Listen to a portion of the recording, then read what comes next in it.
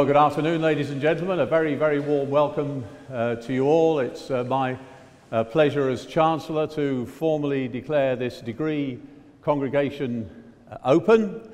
I'm sure we'll have a splendid afternoon, and I'm sure you'll all enjoy it. And so, fingers crossed, will you please sit down for a moment and enjoy the ceremony.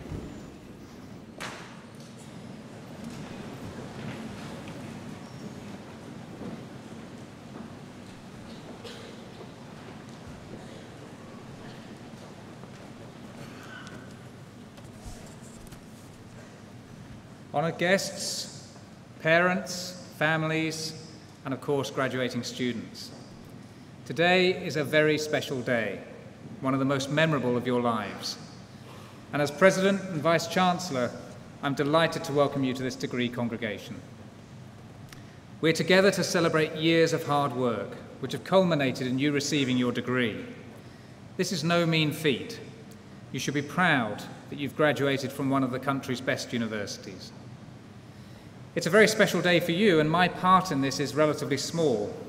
It's a celebration for you, your parents and supporters, as well as for academic colleagues who have taught you either in person or through distance learning.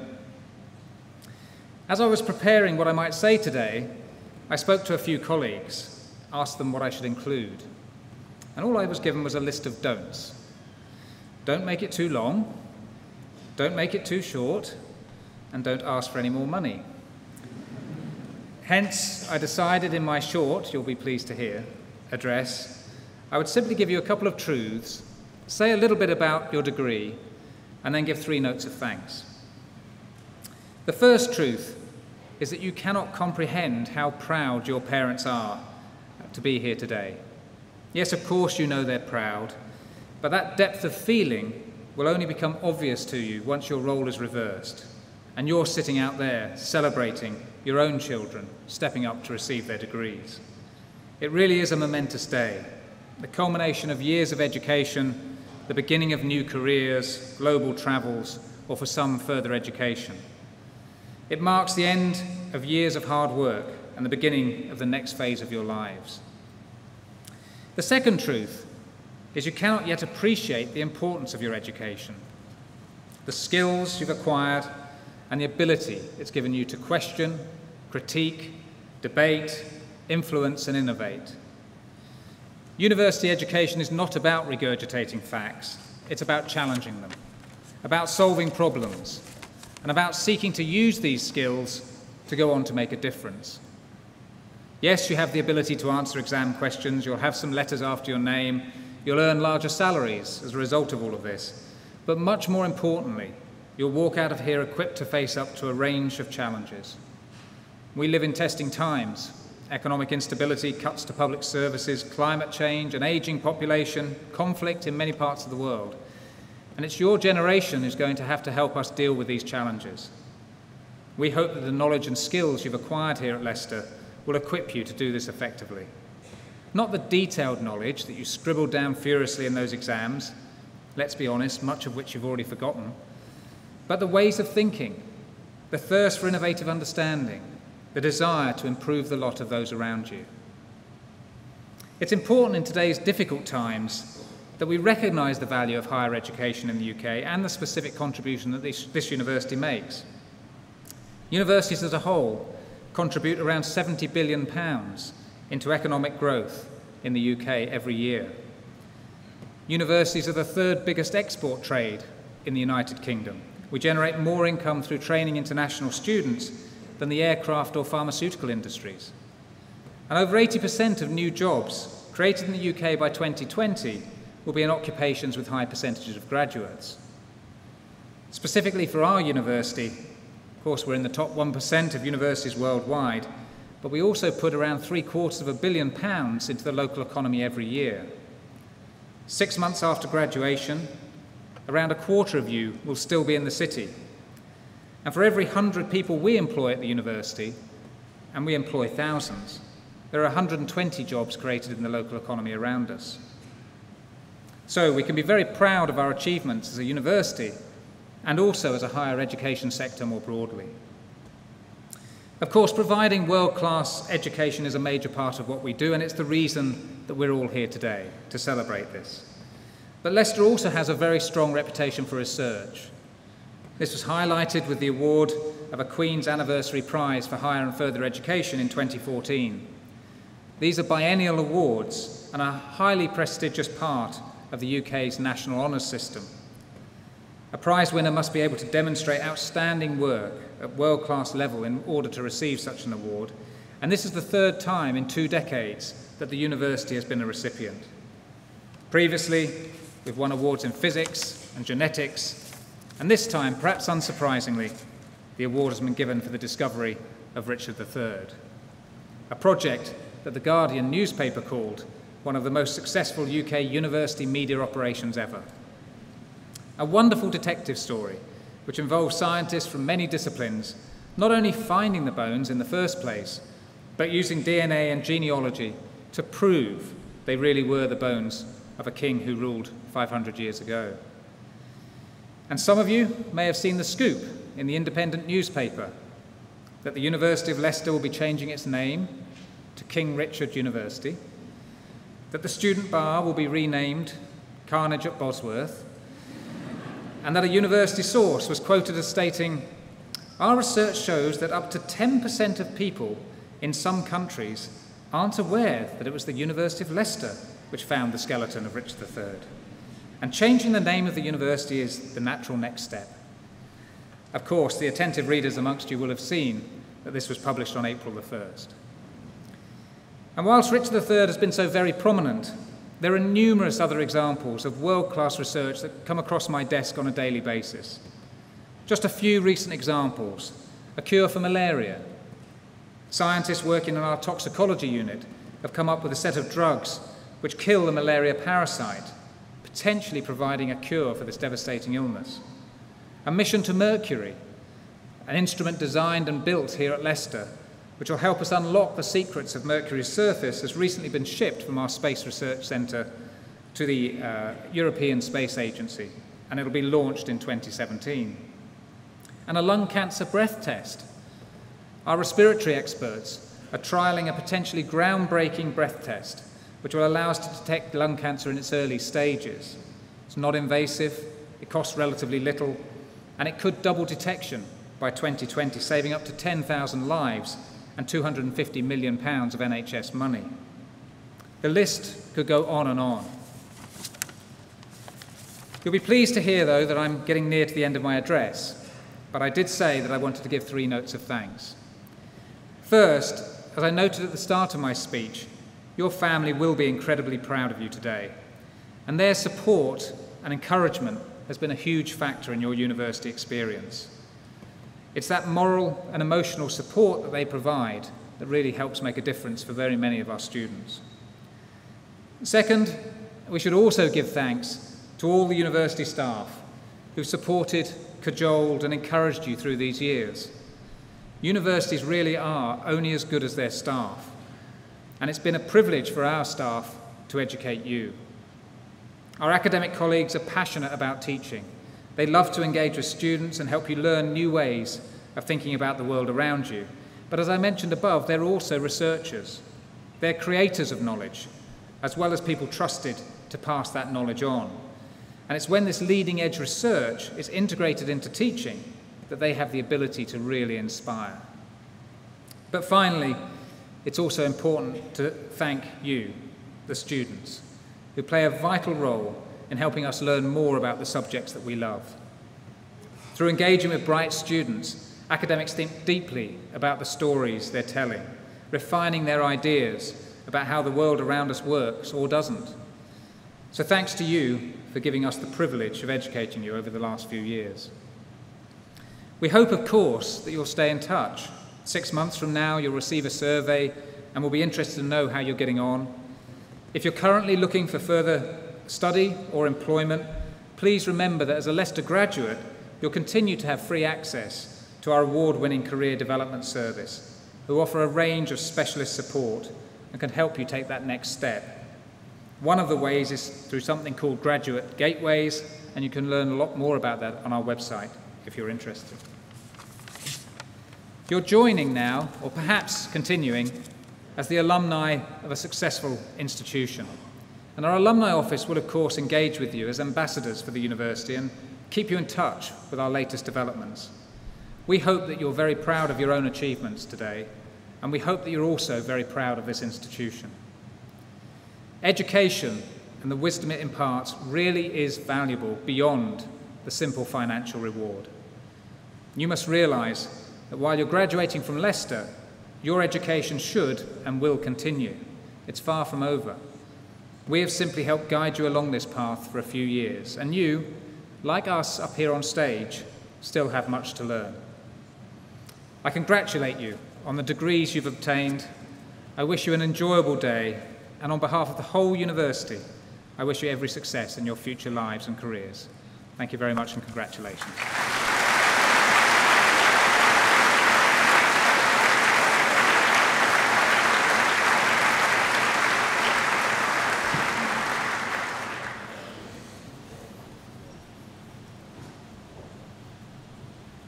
Will all graduates please stand?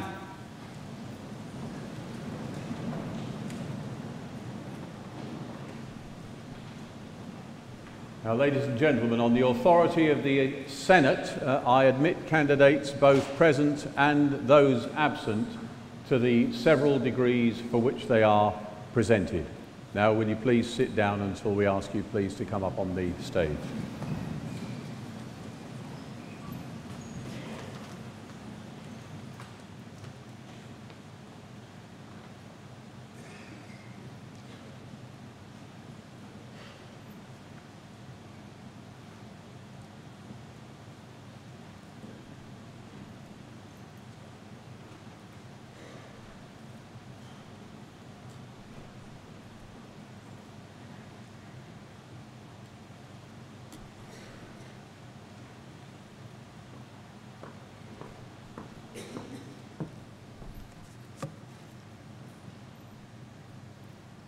Mr. Chancellor, as Acting Head of the College of Arts, Humanities and Law, I present the following candidates for their degrees. For the degree of Doctor of Philosophy, Lisa Kaur.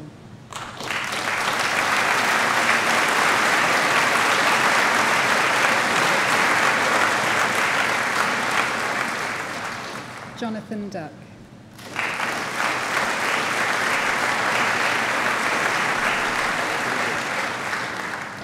Maureen Harris.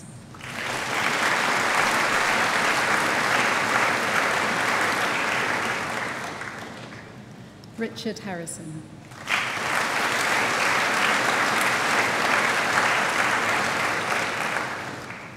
Julia Malkin.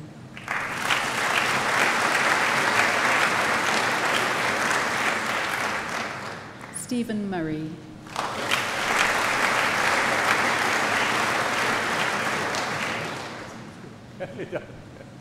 Jonathan Potter.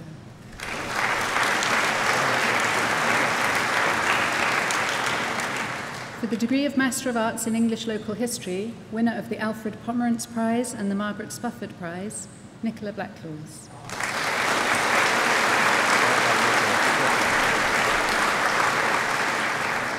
Celia Cotton.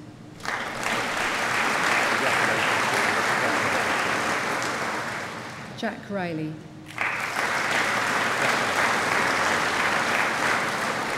David Robinson. Anne Spears.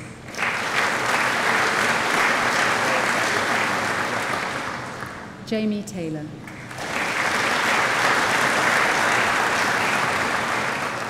Winner of the Richard McKinley Prize, Heather Tong.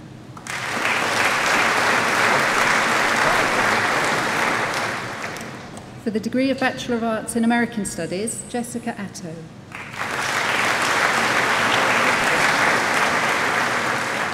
Ridian Davies.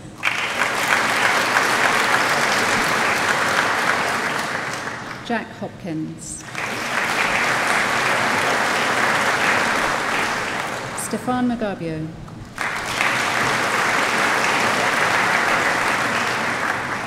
Miles Wallbank.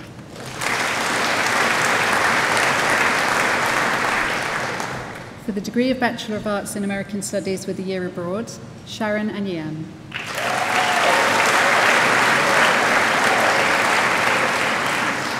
Polly Bray.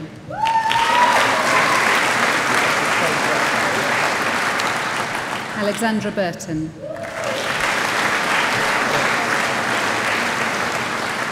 Imogen Butler.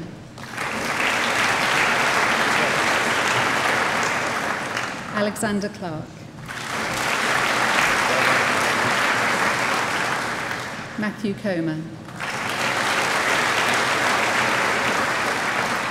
Edward Cooper.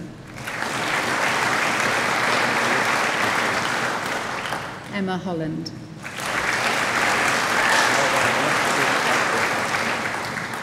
Winner of the American Studies Dissertation Prize, Amy Latimer.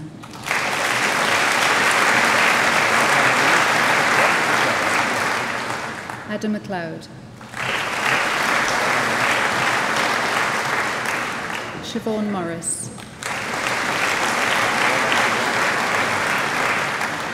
Joseph Shepherd. Guy Sindal.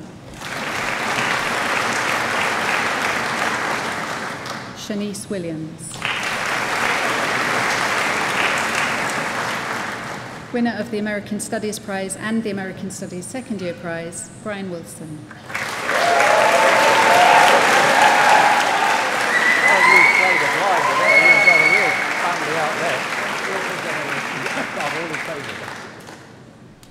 For the degree of Bachelor of Arts in Contemporary History, Patrick Burke.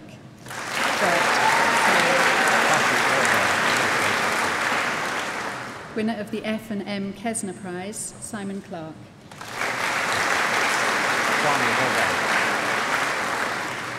James Craber.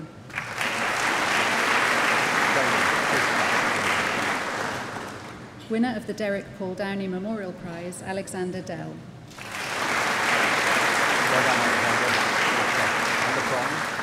Kyle Houston. Catherine Jones. Well done, Catherine. Grace Lane.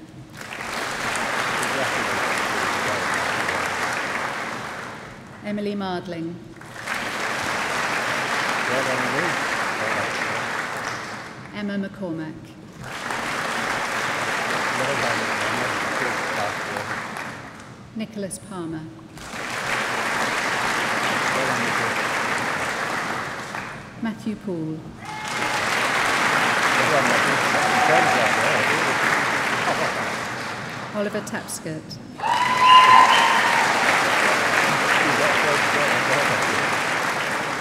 James Thedden.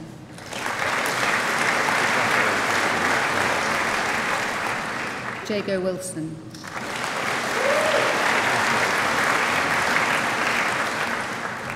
For the degree of Bachelor of Arts in English, Kayla Aaron.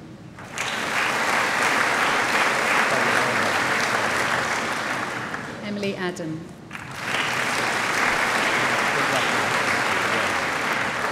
Jordan Adcock.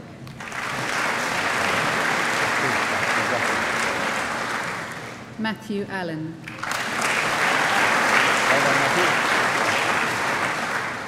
Jeanette Andrews. William Barnes.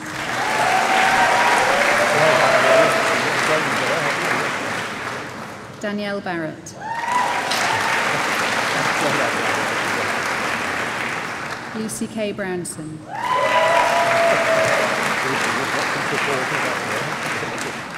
Jessica Buckley. Anna Camras.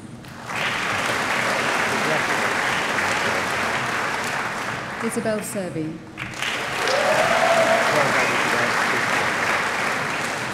Lucy Crouch.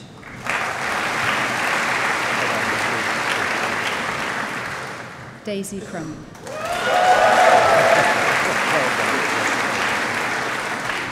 Sarah Dalton.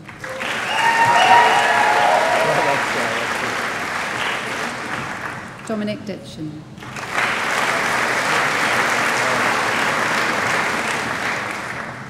Rupert Edwards.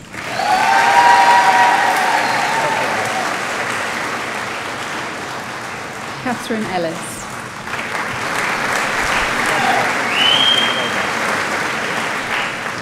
Sarah Emmons.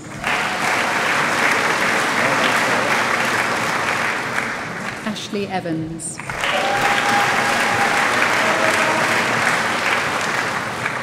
Talia Field.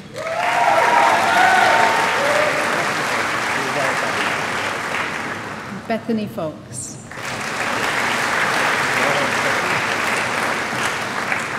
Helena Foyle.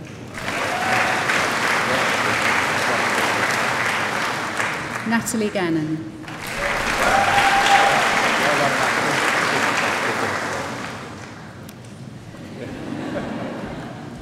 Hayley Griffiths.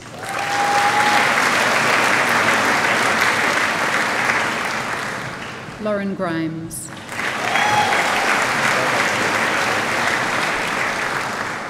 Jade Hammond.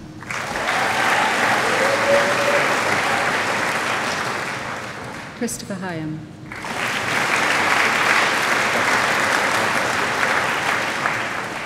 James Hickman.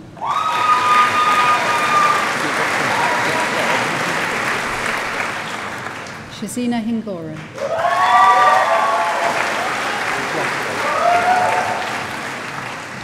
Jennifer Horsfall.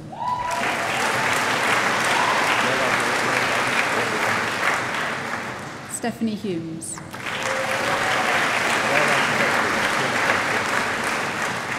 Callum Humphreys.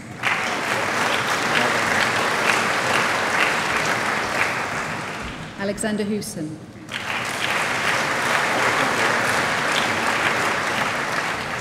Laura James.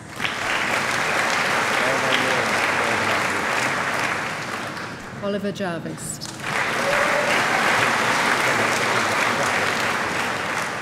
Robert Jones.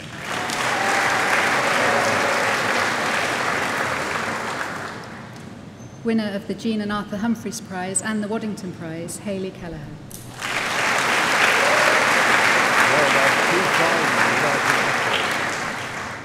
Kelly Kitely.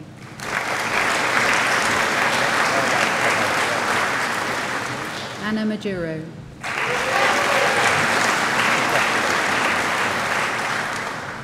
Amy Magna.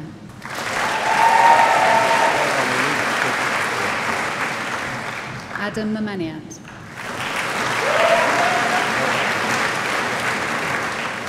Jessica Martini.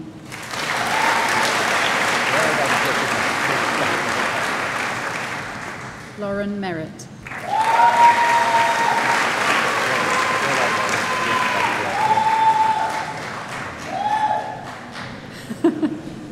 Sarah Mohammed.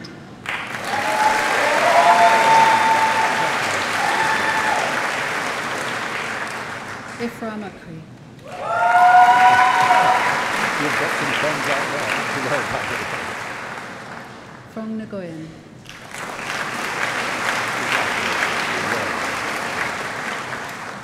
Ellen Nyman.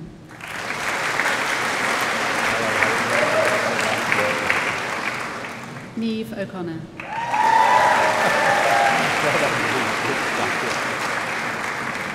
Sally-Ann O'Kane.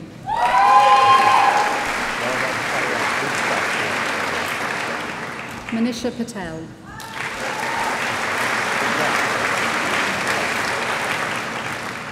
Zahira Patel.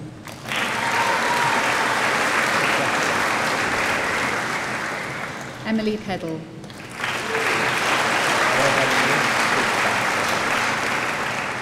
Oliver Petts.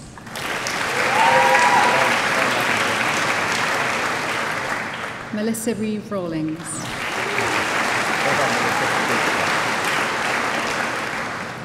Freya Marie Soleil.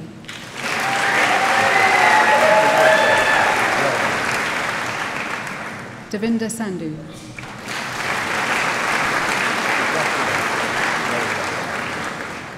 Brittany Sankey.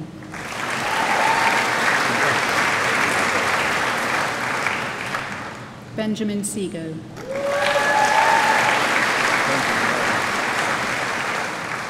Amy Shearman.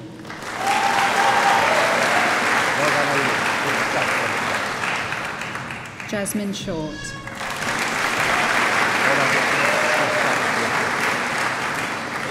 Charlotte Smith.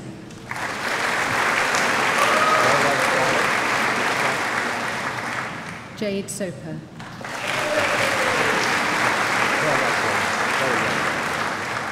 Shemaine Sower.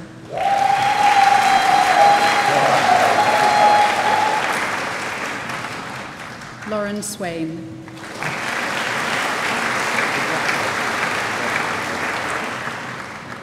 Sarah Tarleton.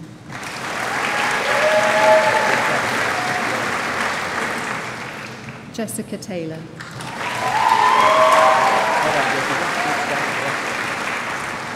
Charlotte Thirlby.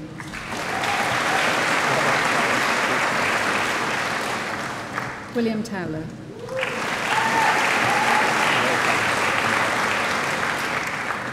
Laura Vickers.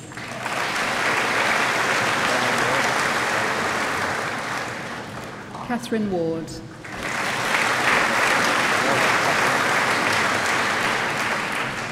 Lucinda Webster.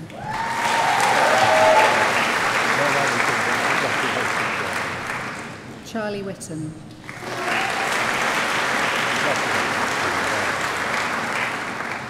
Charlotte Wyman.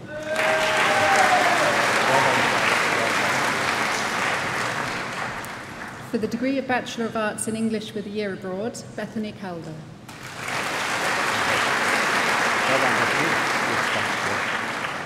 Winner of the Leicester Literary and Philosophical Society Prize, Sarah Kluber.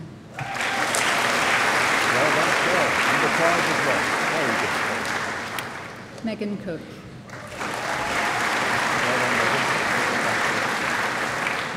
Hannah Davey.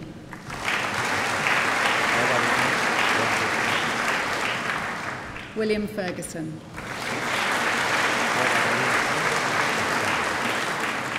Nicole Gordon.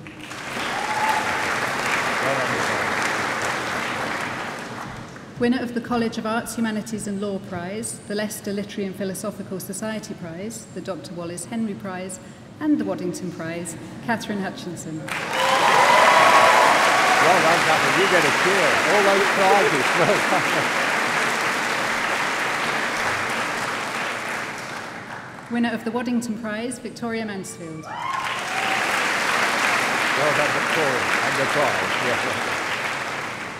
Kavita Patel.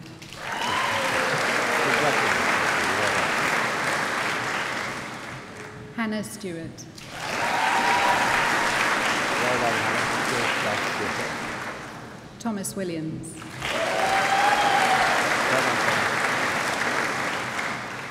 For the degree of Bachelor of Arts in English and American Studies, Grace Allen. Well done, congratulations. Alicia Baker.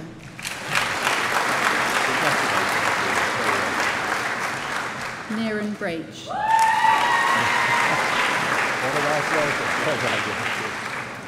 Olivia Crooks.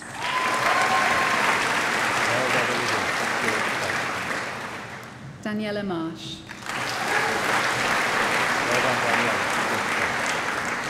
Charlotte Mitchell. Sarah Maloney.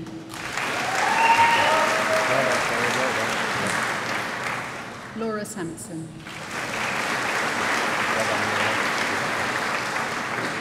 Iman Wallace.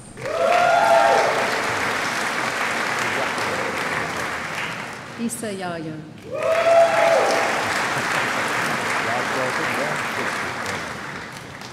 For the degree of Bachelor of Arts in English and American Studies with a year abroad, Dominic Brady.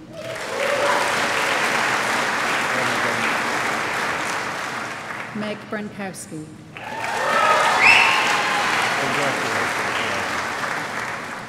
James Carr.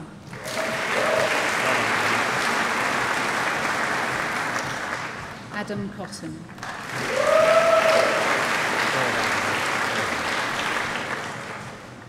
Winner of the American Studies Dissertation Prize, the Arthur Humphreys Memorial Prize and the Waddington Prize, Mark Davison.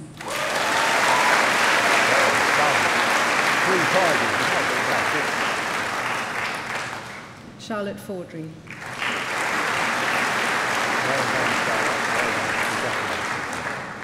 Giovanna Marasco.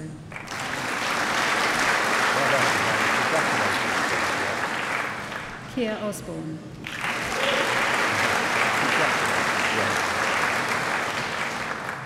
Bryony Plum.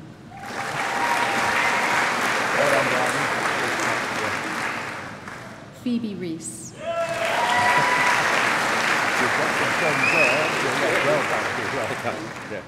John Tyra.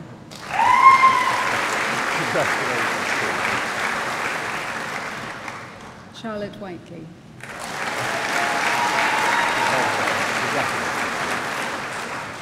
Winner of the John Coleman Creative Writing Prize, Joshua Wright.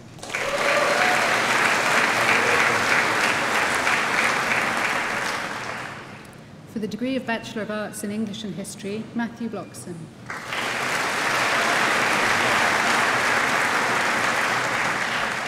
Danielle Chetwin.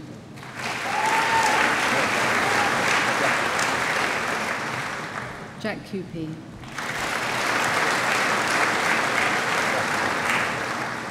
Bethany Edgerton.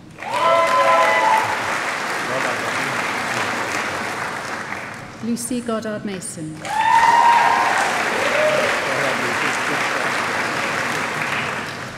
Elliot Gray.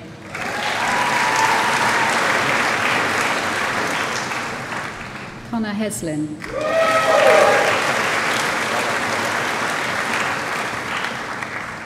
Ellie Hughes.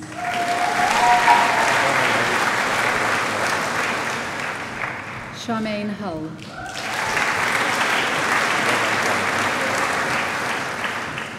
Elliot Marsh.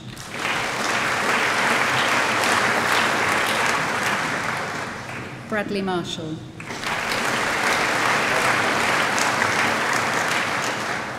Eleanor Porter.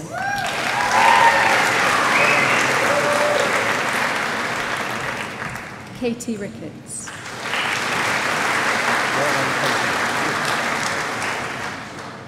Jake Watson.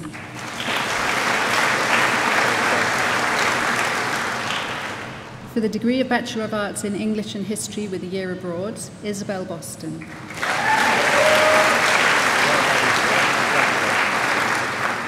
Viola Banjaku.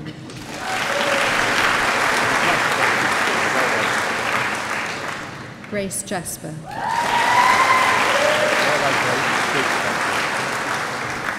For the degree of Bachelor of Arts in Film Studies and English, Dan Jordan.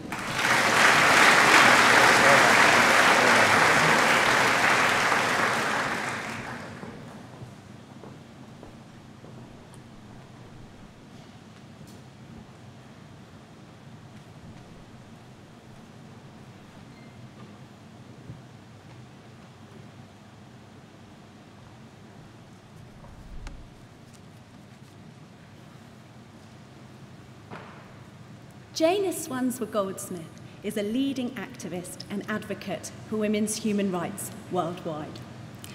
She is a specialist in diversity, migration, and international development. Over her career, she has been Commissioner for the Women's National Commission, chaired the Fawcett Society, and the Gender and Development Network. She represented NGOs on the British government delegation to the UN conference in Beijing in 1995. Drawing on her work with over 100 voluntary organisations, she established 20 years ago her own consultancy company, Anona Development.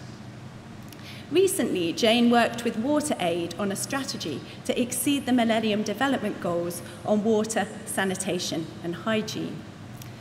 She sees her work in development as intrinsically linked to her advocacy for a gender-equal and anti-racist world. These connections are very clear in the strategy Jane is now developing with the European Women's Lobby towards a feminist Europe. She's passionate about the benefits of European social policy, pointing to the progress achieved in women's rights through the European Union. As a University of Leicester undergraduate in the 1970s, Jane Esuantsiwa Goldsmith was already speaking up for women's rights and racial equality in ways that set the tone for her whole career. She studied combined arts, majoring in history and taking modules in English, American studies, sociology, politics, and phenomenology of religion. Her wide range of subject interests also meant that she knew people across the university, a network that proved useful in her many campaigning roles at Leicester. Characteristically, she was concurrently president of the Women's Liberation Group, president of the Anti-Apartheid Group, and vice chair of the Students' Union. And she successfully lobbied for the establishment of the university's first creche. As a first-year student, Jane called an emergency meeting in response to the Rugby Society's Rag Week entertainments, which featured women wrestling in mud. Jane proposed the motion, "This house is against sexism." Over 1,000 students turned up to the Percy G building. The rules allowed a 3-minute pitch, and Jane didn't allow the clock to be started until the hubbub and shouts of "off" had died down. Jane's case received a standing ovation. The motion was passed, and she brought a new understanding of the detrimental effects of sexism to the campus. The seed was sown for the university's pride in its commitment to equalities, recognised more recently, for example, in an Athena Swan Award for the institution's support of women in the sciences. From 1975 to 6, Jane was president of the Students' Union. She was the first black student and first woman to be elected, a result heralded in the local press with the headline, "University Students Pick Woman." In the photograph accompanying this article, Jane smiles confidently and modestly. With her large Angela Davis-inspired afro hair and studious glasses, she has a look of calm determination. She would draw on her history as a campaigning student in a forthcoming talk at the university for Black History Month. This occasion has parallels with the first Black Cultural Week Jane organised at Leicester back in the mid-70s. Jane's continuing involvement in the life of the university reflects her commitment to using her own, often difficult experiences to empower others, and to highlighting the history and leadership, too often told too quietly or not at all, of inspirational Black women. Jane's own family provides her with powerful role models. Her courageous white mother, who's here today to celebrate this award with her, her father, whom she later met, a chief in Ghana, and her African great-great-grandmother, from whom she takes the name Esuantsiwa. Oral tradition has it that this great-grandmother rescued the tribe and became its queen. Jane has now been crowned Queen of Development by her home village in Ghana, where she has led projects to build bathrooms, put in street lighting, and established a primary school. When Jane Esuantsiwa Goldsmith received her first degree, the author Doris Lessing was awarded an honorary degree following a student union campaign for a woman honorand. Jane was able to speak to Doris Lessing, a personal heroine of hers, about her own aspirations to be a writer. Writing in different genres is threaded through Jane's life. She began aged 8 with a play, Why I Am Brown, reflecting on her sense of difference and the prejudice she faced growing up in all-white communities. Although Jane hasn't returned to playwriting, she's since authored some of the only scholarship looking at Black and ethnic minority women in rural areas in the UK, and she's written courses, including a women's rights advocacy course for womankind used worldwide. She is now writing a memoir exploring difference and identity, especially mixed race identity, through her own search, something she spoke about recently on Radio 4's Saturday Live. Of course, with Jane Esuantsiwa Goldsmith, self is never the end point. Her own history is written with the purpose of giving encouragement to others searching for identity in any way. The University of Leicester is extremely proud to claim Jane amongst our alumni. Today we honour her world-changing achievements and recognise the incredible energy and inspiration she brings to our shared goal of a more just world. Mr. Chancellor, on the recommendation of the Senate and the Council, I present Jane Esuantsiwa Goldsmith that you may confer upon her the Honorary Degree of Doctor of Laws. Well done. Congratulations, Jane. Terrific stuff. I was here at Leicester as well. Yeah. Very nice. Many congratulations. Yeah.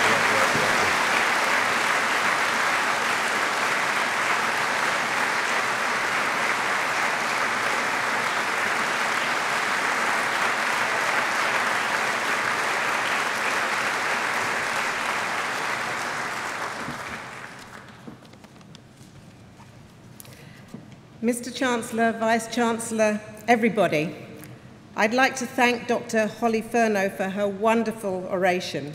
And Holly, I'd really like to meet that woman you were talking about. She sounds good. In fact, I think we should be very proud of Holly because she is our very first woman orator for a degree ceremony in Leicester University. So I'm very proud.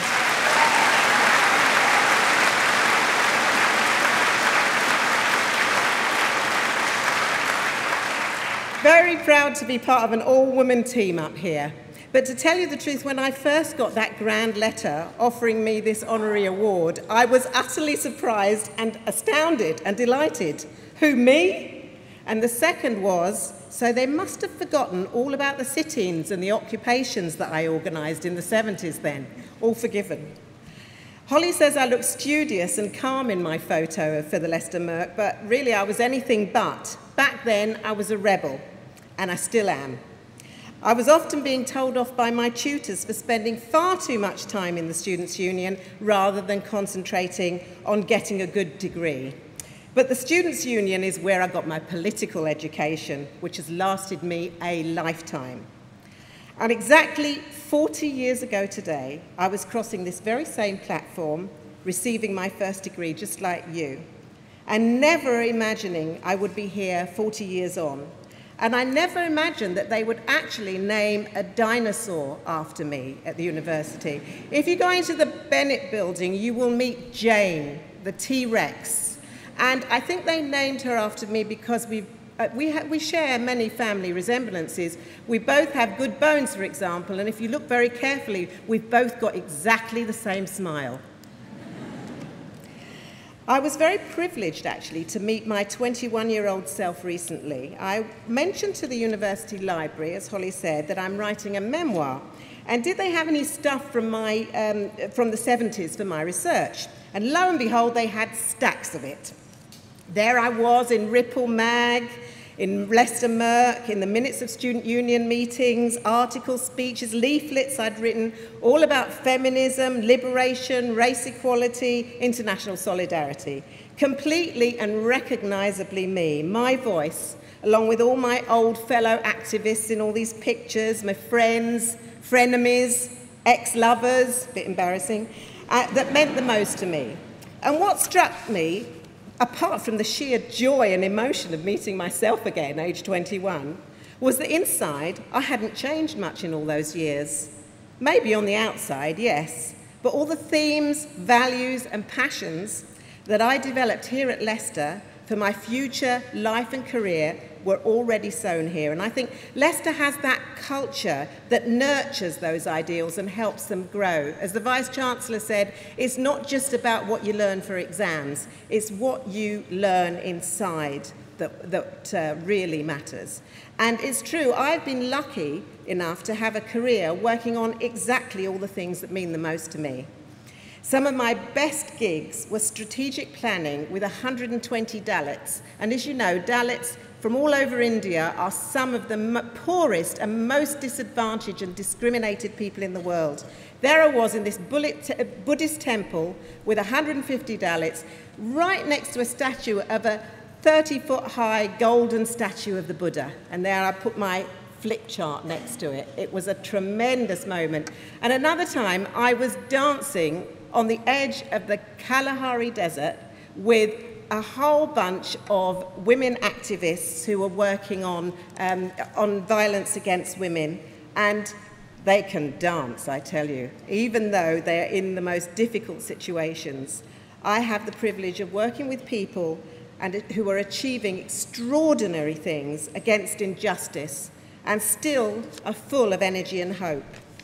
And as the Vice-Chancellor said, it's a tough old world out there at the moment, much tougher for students and young people now than it was 40 years ago. And we're constantly hearing about the generational divide and the fact that my generation were the privileged baby boomers with student grants and graduate jobs.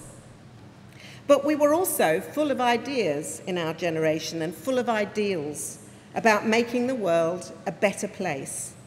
And this is a week when we hear that student grants are to be scrapped altogether. And when I think of all the grants demos I went on in the 70s, I believe that my generation, our generation, must tear down that generational divide we read about these days and stand in solidarity with you, with young people out there now, support you, stand beside you, and all future generations in creating a more equal society for all of us. And especially in these changing, challenging times of ours, with huge inequality all over the world, unemployment, poverty, hunger, injustice, climate change, and we're hearing now that the number of people who are having to use food banks in our country, in one of the richest countries in the world, is going up now. And human rights are constantly denied or under attack. We see that in Nigeria, if you're a girl just wanting to go to school, you could be kidnapped. If you're in Pakistan, you could be shot for wanting to go to school. And I believe that we all can and should make a difference. Now, yesterday, I was at my daughter's graduation ceremony in Sussex. So I've had quite a run of graduation ceremonies this week. And I know how proud it is, I feel, to be a parent. So all you parents out there, I've experienced that, and my daughter has just graduated in neuroscience, so she will now on be known as the brain of the family. And she is a great inspiration to us all. And while I was sitting watching the ceremony, I saw there's all the scientists, because it was all of them scientists all in red, in their red robes, and in front of them, all the medics in blue. And I felt, here's a thought, all those new medics have to swear a Hippocratic oath, don't they? Not to do harm, and to use their learning to save lives. And I thought, what if every single graduate, no matter what subject you read, have to swear an oath? A kind of people's oath, if you like. All you future bankers, lawyers, politicians, police chiefs, academics, directors, corporate capitalists, army generals, whatever you want to be, just imagine not one of those professions that I've mentioned has escaped moral and ethical crisis over the last few years. What if when we took our degrees and the Vice-Chancellor presented us with them, we all swear an oath, not just to do no harm, but to actively work with others to create a more just, healthy society in every way for everybody? Sure, it wouldn't stop bad things from happening, but it would raise expectations for all of us to put our learning at the service of others and to put our hearts and souls into championing the rights of women, men, and children. And we should be accountable, all of us, for what we do in the future. That would indeed be revolutionary. And I'm sure whatever you do next as graduates, the seeds of your future success will already have been sown here at Leicester. So be true to yourselves. Keep on holding on to the values that you learnt here. Congratulations to each and every one of you, your families, tutors, the union bar staff, everybody who had a hand in your success. I'm delighted to be here to share your special day with you. And Mr. Chancellor, it means a great deal to me personally to receive this award. I would like to accept it in solidarity with all the inspirational people I work with at the grassroots all over the world, and all the fantastic voluntary organisations that support them, who are fighting for their rights and the rights of others with such courage and conviction against all the odds and with none of the privileges we have here in this room. So in the words of Angela Davis, my heroine, let's all of us commit today not to accept the things we cannot change, but to change the things we cannot accept. Thank you.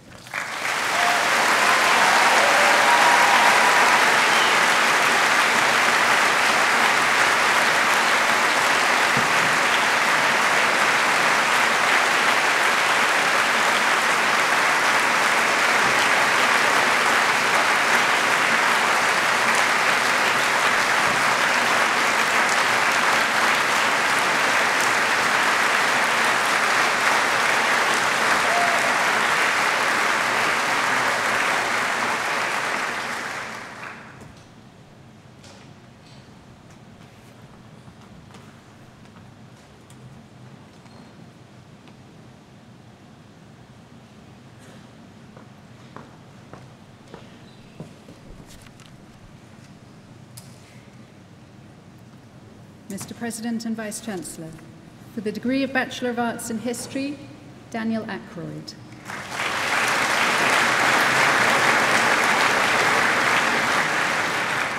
Craig Anderson.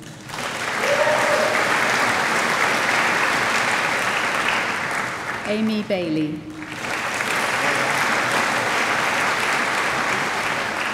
Kieran Barrett.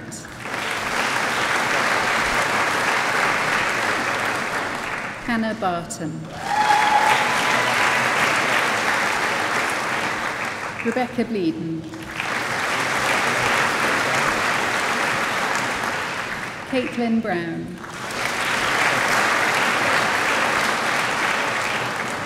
Winner of the Professor J. Simmons Prize, Guy Brown.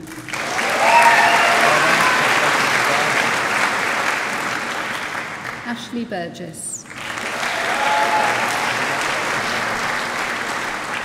Jack Castledine.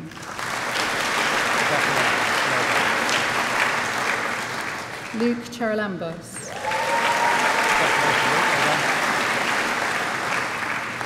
Winner of the F&M Kesner Prize, Thomas Chiverton.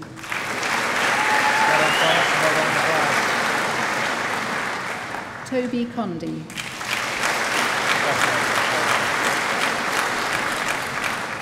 James Costin.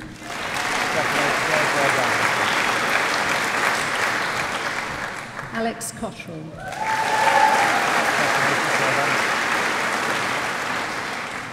Thomas Crowley.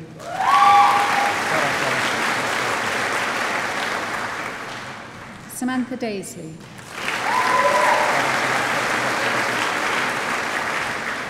Dante Domingo.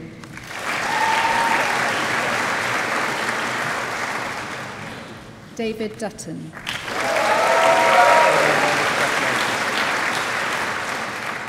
Jonathan Earle.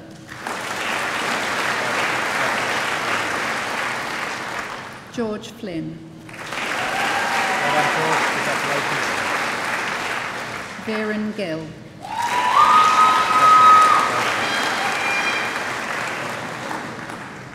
Charles Halford.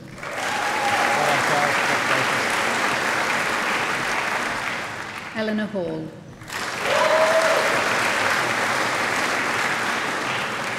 Robert Hall.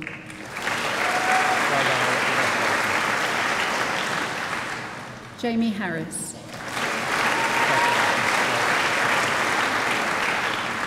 Jonathan Harty.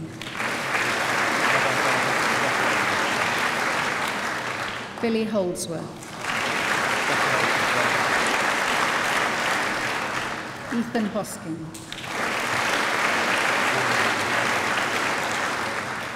Zainab Jobber.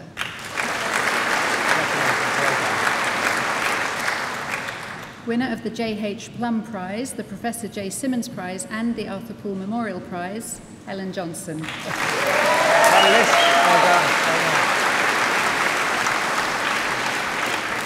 Matthew Jones. Adeline Joseph.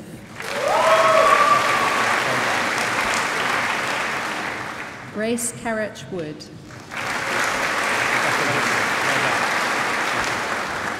Nicole Lewis.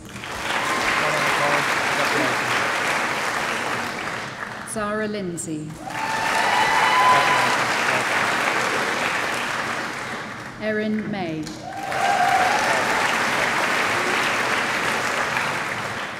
Daniel McArdle.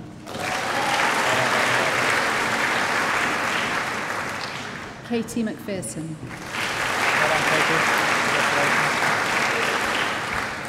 Molly Mitchell.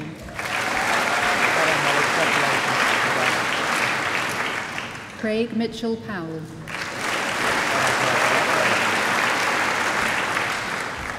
Alana Munford. Jadine Afosu Yaboa.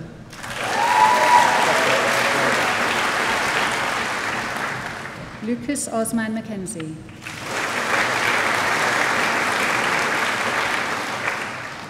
Winner of the H.J. Dias Prize and the Ralph Davis Prize, Griffith Owen.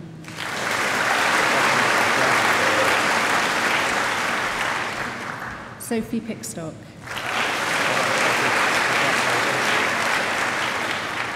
Siobhan Poulton. Sahane Premarante.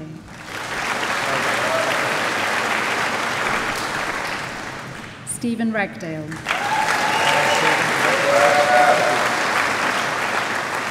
Julia Razuska.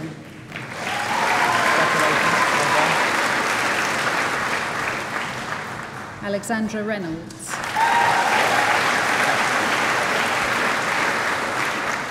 Nahal Sher Gill.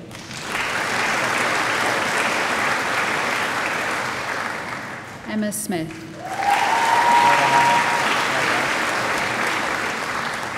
Amanda Snell.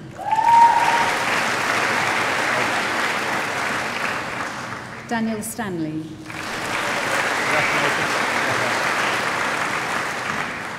Reese Stanton.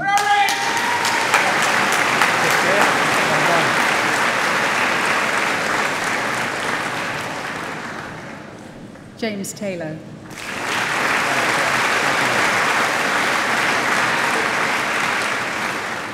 Adam Unwin.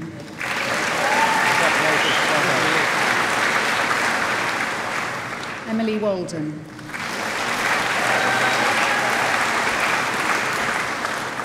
Winner of the Derek Paul Downey Memorial Prize, Jessica Wells.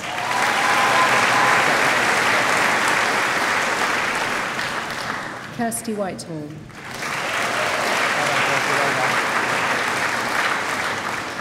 Henry Whitehouse.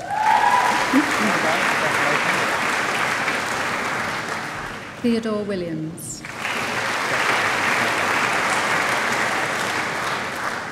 Andrew Wilshire.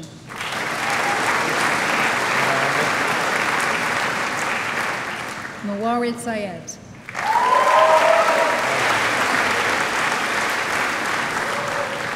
Matthew Zakavika.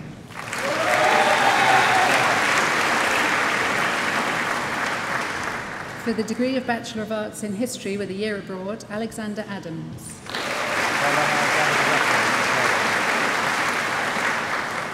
Elliot Doherty. Jack Douglas.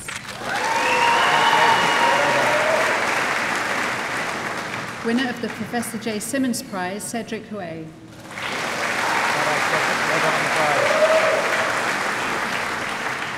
Valentine Nguai.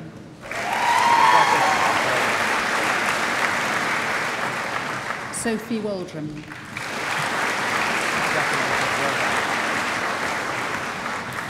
For the degree of Bachelor of Arts in English and American Studies, Alexander Barryball. Sabrina Jatan.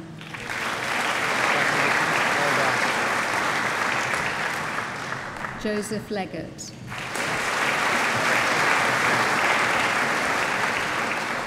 Hayley McLaughlin.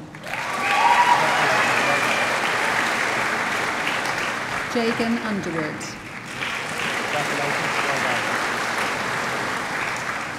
Kerry Wigston.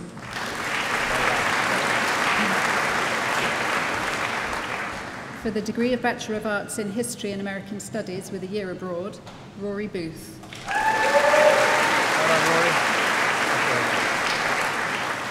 Aidan Boyd Thorpe. Robert Durden.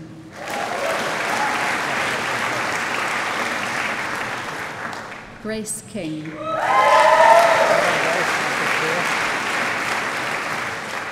Alexander Laurie.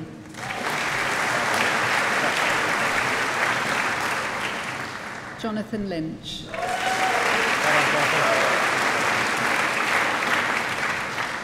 Oliver Moore.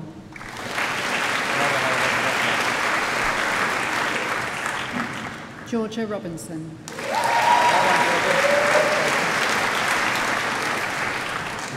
Christopher Taylor.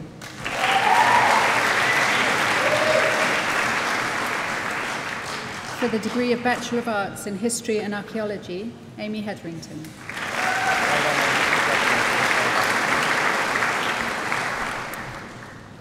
Winner of the Arthur Humphreys Memorial Prize, the Professor J. Simmons Prize, the F and M Kesner Prize, the Samuel and Rachel May Prize in Archaeology, the College of Arts, Humanities and Law Prize, the First Year Ancient History Prize, and the Second Year Archaeology Prize, Yvonne Odell.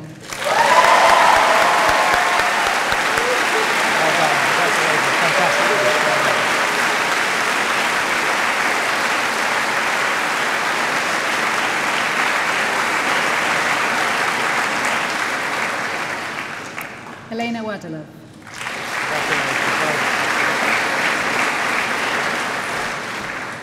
For the degree of Bachelor of Arts in History and Politics, Shia Ali.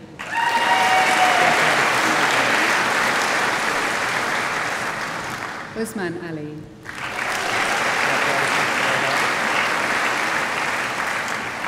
Thomas Beckford.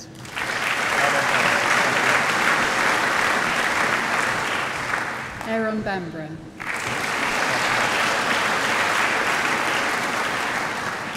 Anthony Brothwood.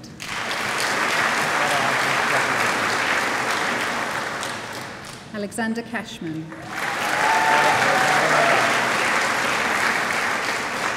Jack Chambers.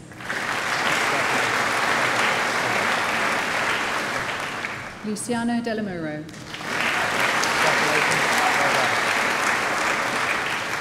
Joseph Farrell.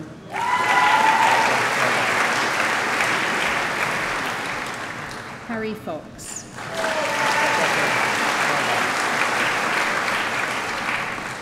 Philip Grierson.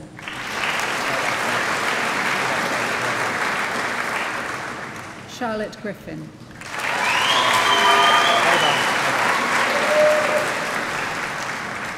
Emily Emily Harvey.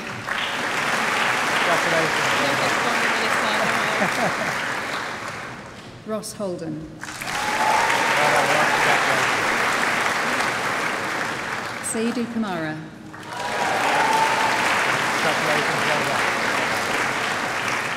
Mehmed Kiranel.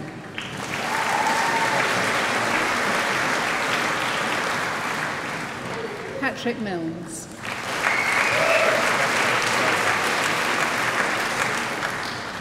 George Nobbs.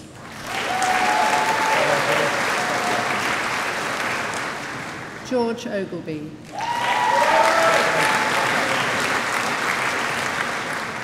Rebecca Quinlan.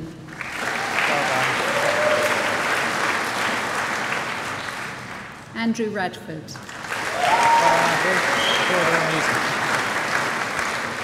Simran Sahota.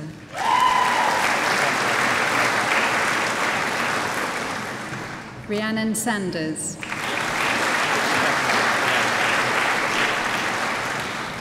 Alexander Skurlock.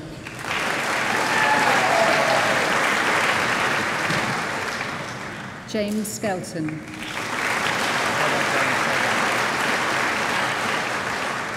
Jolien Stevens.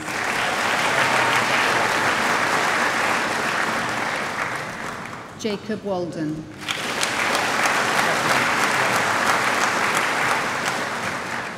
Christopher Waring.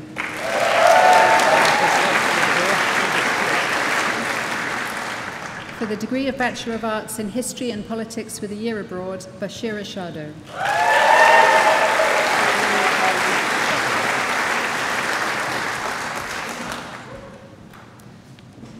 On behalf of the head of the College of Social Science, I present the following candidates for their degrees. For the degree of Doctor of Philosophy, Alexandra Giorgiano.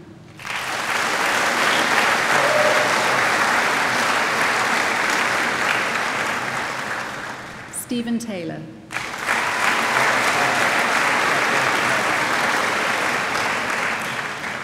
Oliver Williams.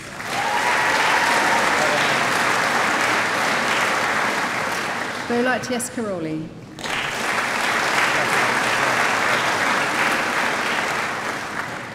For the degree of Bachelor of Arts in Sociology, Shemi Akhtar.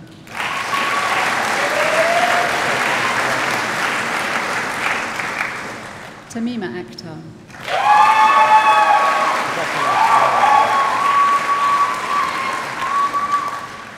Erica Amadi. Well done. Chloe Anderson.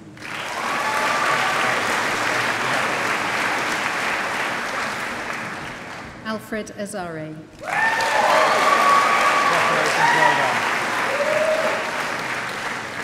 Sophie Ashkuri.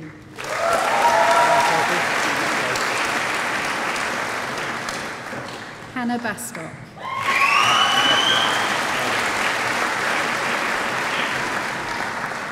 Edward Daly.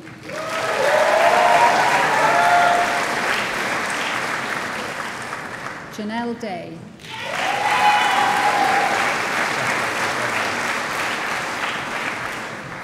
Amy Rose Girdleston.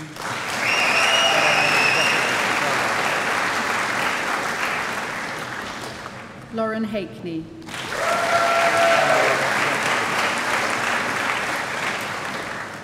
Aksar Hussain.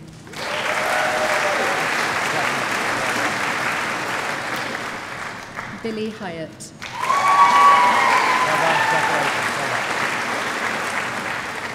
Hashana James.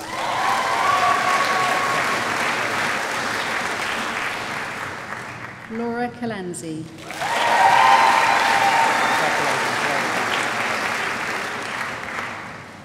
Lydia Kemp.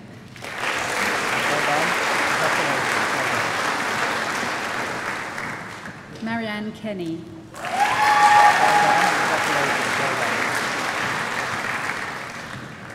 Deborah Kirby.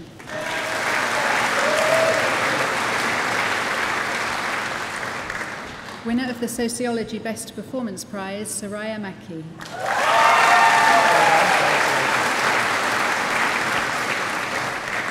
Nomakosi Endebele.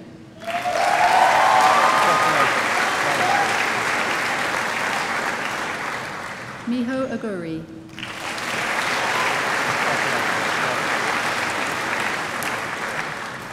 Eleanor Old.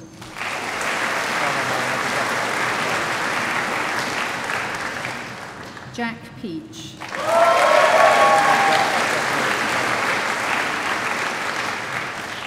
Alicia Powell.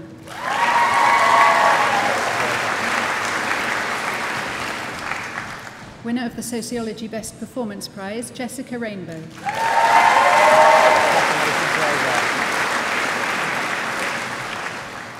Yakut Rashid.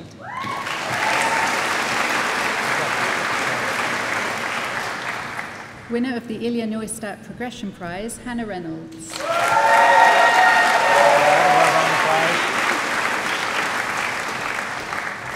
Winner of the Anne Witts Third Year Prize and the Dr. Rhys Powell Undergraduate Prize in Sociology, Kerry Taylor.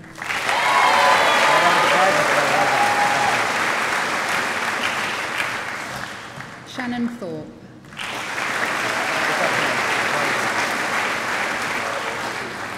Rachel Ugbo.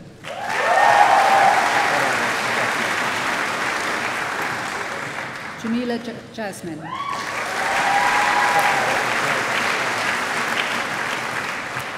For the degree of Bachelor of Arts in Sociology, Halima Ahmed.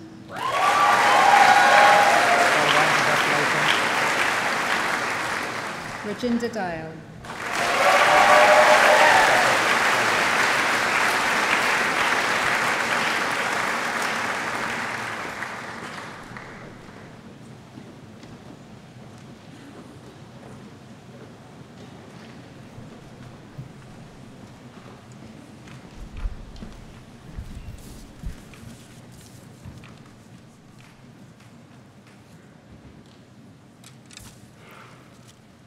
Well, ladies and gentlemen, you really have been a terrific, lively group today. You really have. I like the whoops and the cheers and whatnot. I only wish I got them when I'd finished speaking. You know, it's always very encouraging. But I can see you're all getting a bit warm out there. It's a little cooler on the stage, but it is hot, isn't it? You want to try wearing this, mind you, if you...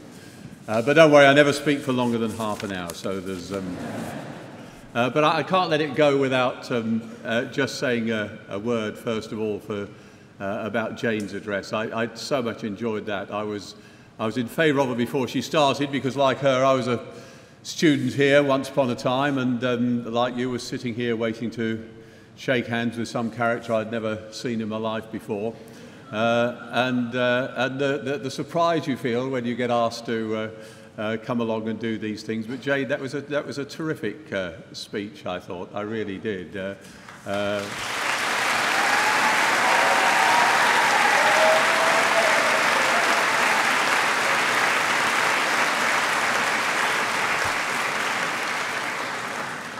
I've spent a lifetime in politics, and I love it when people talk about the big things, the rights and wrongs, the goods, the bads, the rich, the poor, and the things do get better. I was thinking when Jane got her degree in the early 1970s, who would have thought that a chap in prison in South Africa would go on to see the end of apartheid, the collapse of it, and become the most revered and respected statesman in the world before he died. So things do get better, and I think that's worth remembering as well.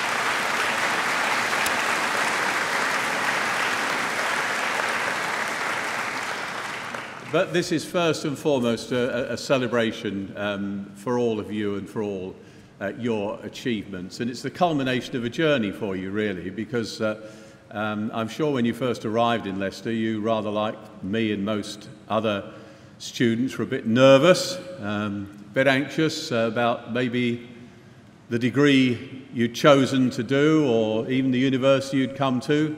But it's all worked out splendidly, hasn't it? And you've overcome whatever obstacles were on your way, and I'm sure there were many doubts and uncertainties. There are nearly always when people embark on a challenge, but you've done it. So to all of you I say most warmly today, very well done indeed. Your degree is a badge of achievement. It's a recognition of your ability and of your persistence and endeavour. And it's recognised as such nationally and internationally. No one can take it away from you.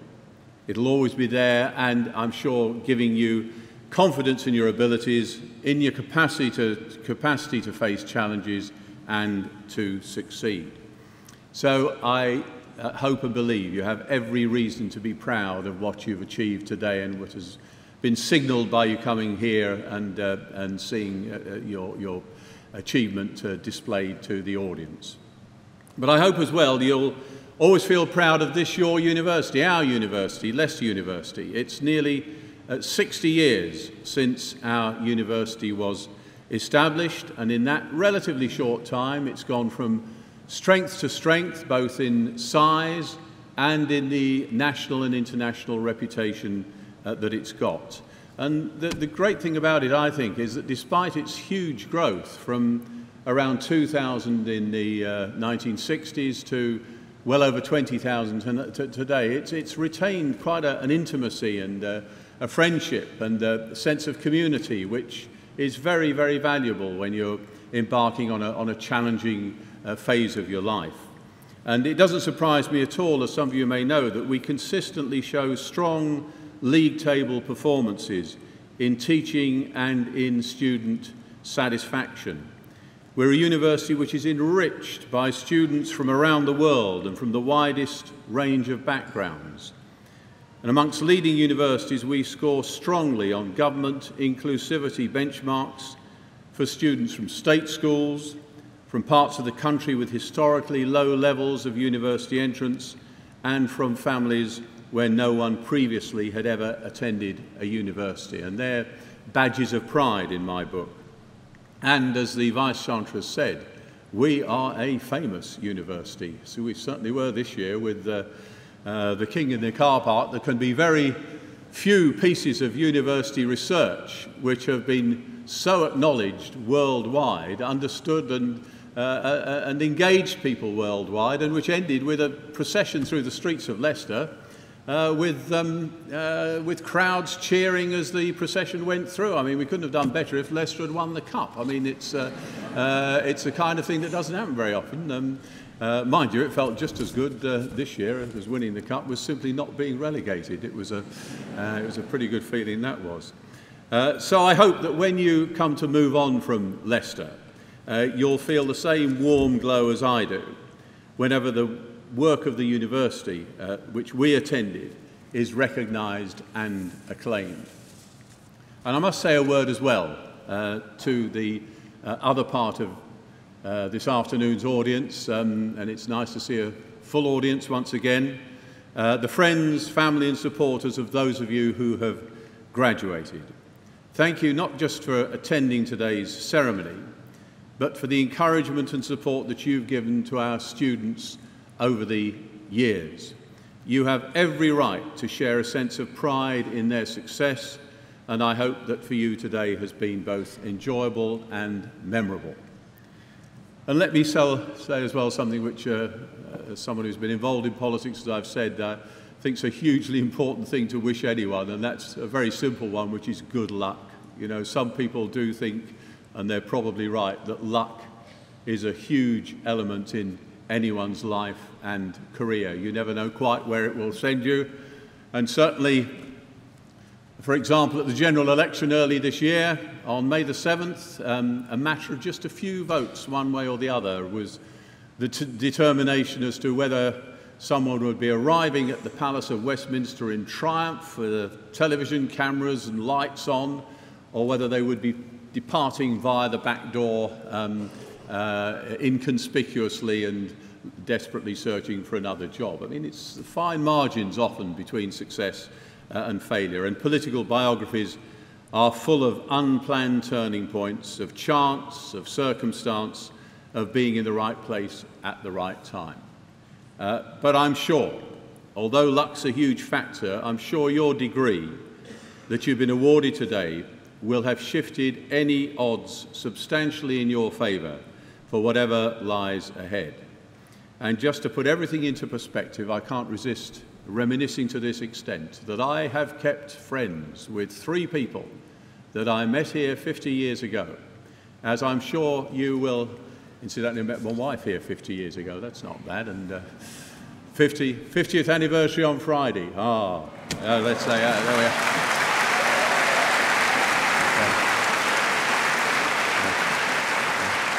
are. So who knows why it might be starting here today? You just never know, do you? But it's 3 friends who I've remained friendly with throughout all that period of time. So 4 of us, we meet together 2 or 3 times a year and reminisce.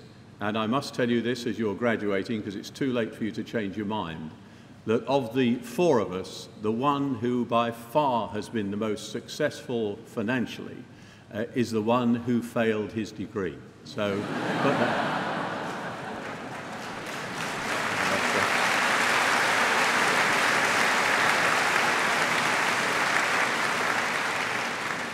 but whatever the future holds, I hope you'll certainly keep in touch with your university, because of course your success, at least in part, is our success as well.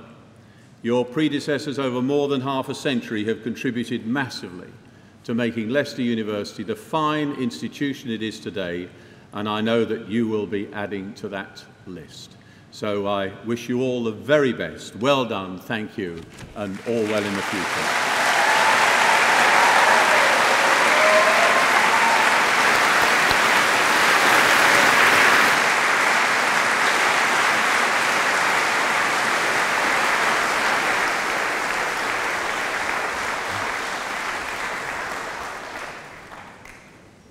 Caught up in the microphone wires here. There we are. Right, well, thank you very much for that reception anyway, and there's only one formal thing left for me to do, and that is formally, as Chancellor, to declare this splendid degree ceremony closed. Thank you all.